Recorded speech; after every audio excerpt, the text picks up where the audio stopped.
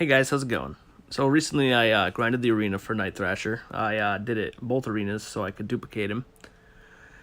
And I'm gonna post here now a quick review on what I think of him, what his pros and cons are, and all that. I currently have him running with all of his synergies. He's only rank 3, so keep that in mind through this video. Okay, so first off, I really like the character's design. I love the animations. He seems to have pretty good block proficiency, which is always a good thing in my opinion.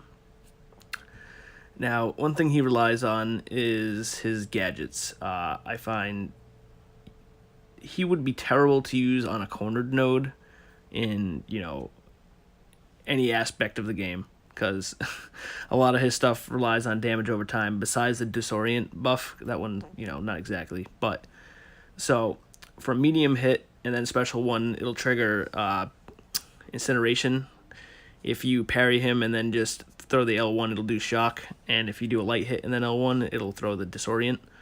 And so, if you heavy him or just knock him down in general, it'll refresh all the the debuffs he has on him, which is great. It's also how you trigger his taunt. At least maybe there's a different way, but that's the only way I figured it out. So once you get the taunt going when he's duped, he gains these furies, and when he starts getting these furies, his damage goes up like a crazy amount in comparison to what he hits beforehand. Cause unduped, he kind of hits like a bitch.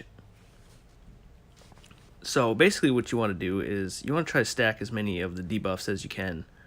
And then, because each debuff, there's a higher percentage to cause taunt, and the taunt is what gives him the furies. So the first thing you're going to want to do is just start off by throwing, one or two debuffs on him, depending on how high of a sig he is. Because, if he's a high sig, then, you might just be able to throw, the incineration on and then heavy him and get the taunt and then get the furies up.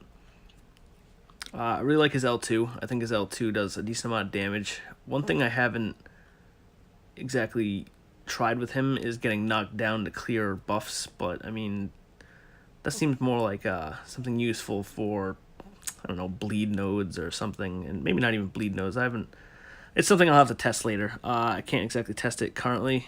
There's no AQ running, and I'm definitely not bringing him to war at rank 3. Also, I'm not comfortable enough using him enough to bring him into a war, so I also like the fact that his medium attacks all will avoid auto block or, evade or any of that bullshit. So I could see that being useful later on.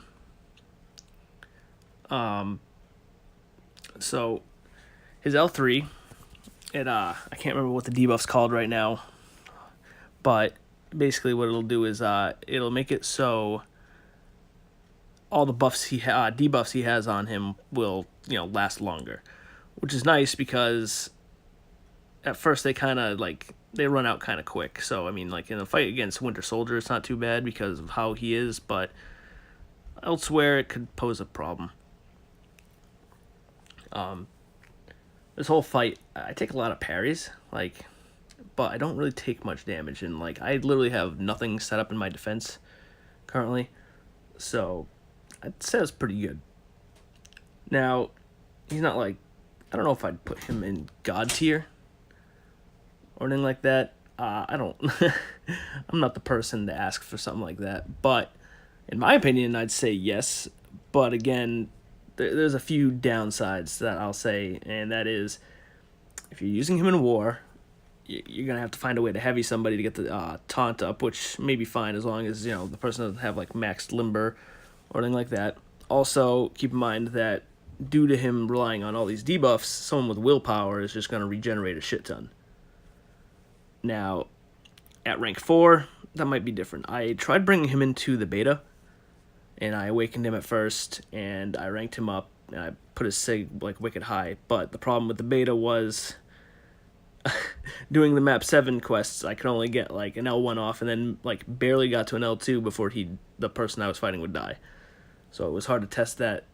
But I can say that during the beta, I threw an L2 at one point when he only had, 5 Furies, and he did, let's say, close to 40k damage with all crits.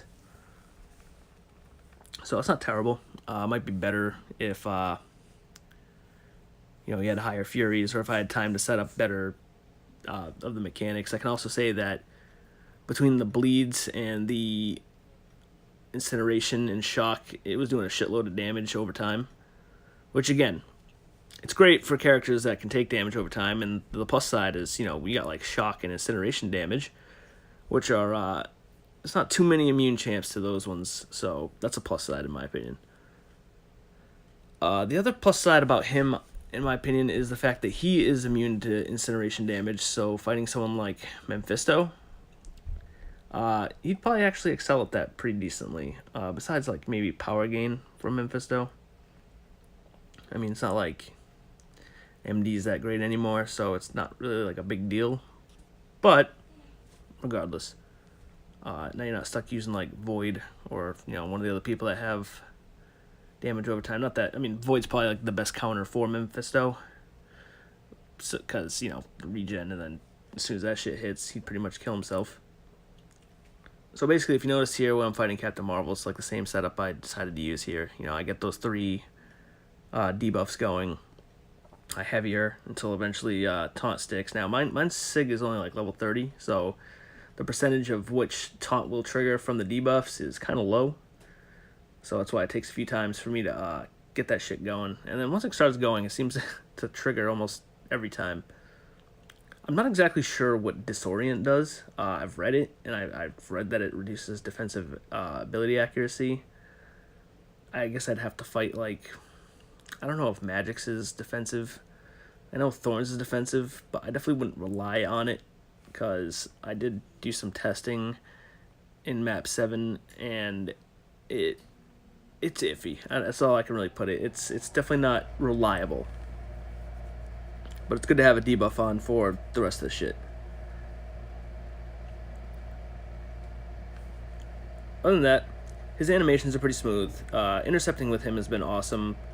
The unblockable medium attacks are pretty awesome, because if I was way back and the other person was way back and we both ran at each other, Night Thrasher's going to beat out the other person every time because he's unstoppable. So that's something to keep in mind too. He also has, I believe, a decent amount of physical resistance too. I'd have to look over his abilities again, but I'm pretty sure that was in there, which is also helpful. And it probably also helps with the block damage as well. So like fighting people like Punisher and fucking Bishop and anyone that has annoying specials that are safer to block, he's definitely good for that. I'd say similar to, I don't know about as similar to Captain America Infinity War, but in some ways similar. Now, I only did 2 fights in here. There's some fights I definitely wouldn't do with him, like Juggernaut. Probably not a strong suit for him, just due to the fact that Unstoppable, you have to wait too long and you'd have to refresh the buffs. Another thing I'd probably say is not a good idea to fight is someone who nullifies. Like Doctor Strange would probably be terrible, because then you'd lose all your Furies. Other than that, I think he's great. I think he'll be awesome for questing, and potentially good for war. I'll have to test that later, but I will not do that until he's at least rank 4. But so far, I think he was very underrated, and I think people kind of overlooked him. I hope this video was helpful to anyone who watched. I know I'm not the best at doing something like this, but, if anything that I said here or described helped, then awesome. And if not, I apologize.